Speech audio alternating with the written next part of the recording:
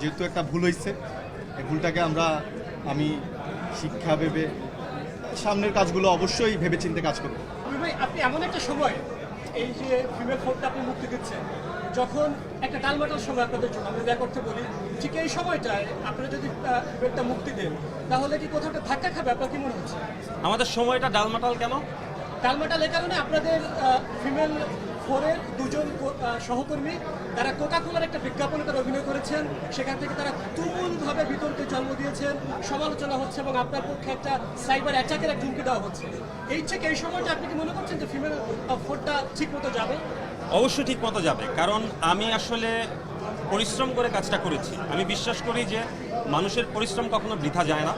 আমার টিমের প্রত্যেকটা মেম্বার সবাই যথেষ্ট পরিশ্রম করে তারপরে এই কাজটি আমরা করেছি, এবং আমার বিশ্বাস মানুষ যারা আমাদেরকে পছন্দ করে, যারা আমাদের কাজ পছন্দ করে, তারা অবশ্যই, যারা ফিমেল 1, 2, 3 দেখেছে, তারা অবশ্যই ফিমেল 4 দেখবে।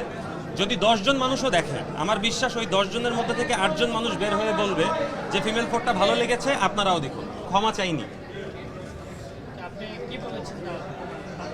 আমার যে বক্তব্য, আমার বক্তব্যে স্পষ্ট বলা আছে, আমি কোনো ক্ষমা চাইনি, কারণ আমি তো কিছু করিনি।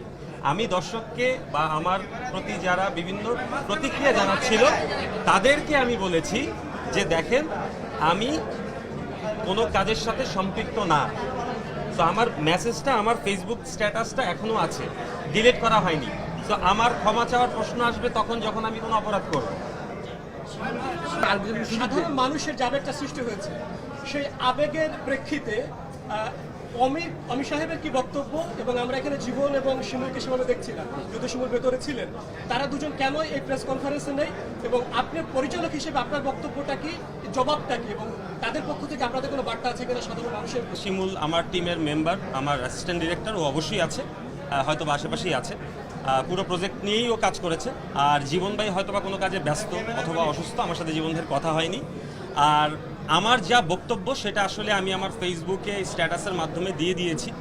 আমি 2 বার বলেছি, আমার দর্শক যারা আমাকে ফলো করে, যারা আমার কাজ পছন্দ করে, যারা বিভিন্ন ধরনের প্রতিক্রিয়া জানাচ্ছে আমাকে, তাদেরকে আমি আমার বক্তব্য পেশ করে দিয়েছি। আজকে আমাদের জন্য ঈদের দিনের মতো একটা আনন্দের দিন, কারণ আজকে আমাদের ফিমেল 4 রিলিজ হয়েছে। মানে রিলিজ হয়েছে বলতে আমরা প্রিমিয়ার শোতে সবাই একসাথে দেখেছি। সো আমি চাই আজকের দিনটাতে আপনারা আমাদের সাথে ফিমেল 4 নিয়ে কথা বললে আমি খুশি হব। আমার সাথে যেটা ঘটেছে সেটা অবশ্যই শিক্ষণীয়, প্রত্যেকটা অভিনয় শিল্পীর জন্যই বা প্রত্যেকটা শিল্পীর জন্যই আসলে একটা শিক্ষণীয় ব্যাপার। আমি আসলে যা বলার, যা সবই হচ্ছে যে ফেসবুকে আমি আর আমার স্ট্যাটাসের মাধ্যমে আমি আসলে দর্শকদের কাছে পৌঁছানোর চেষ্টা করেছি।